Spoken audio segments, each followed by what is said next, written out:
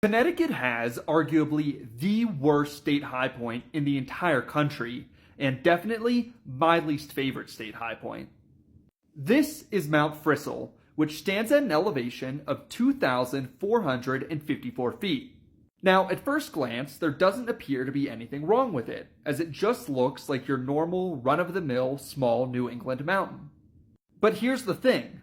The summit of Mount Frisell isn't actually in Connecticut. It's in Massachusetts. So if that's the case, how can it also be the highest point in Connecticut?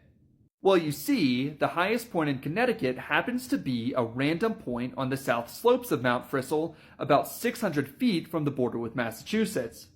This point has an elevation of 2,380 feet, making it the 36th highest state high point in the country.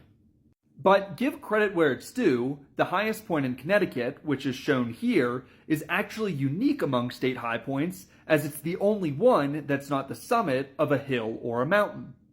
For reference, the highest mountain peak located entirely within state borders is Bear Mountain, shown here, which is located about 1 mile east and 60 feet below the state high point on the south slopes of Mount Frisell.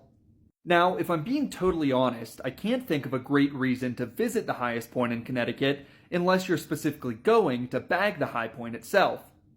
The high point is located in a densely forested area, so it doesn't provide any views, and as far as I can tell, there's nothing at the high point other than a rock cairn and a summit registry.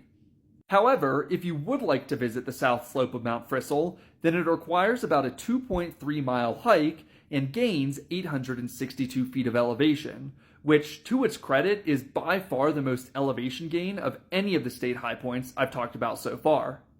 Would you visit the south slope of Mount Frisell? Let me know in the comments, and be sure to follow for more geography content.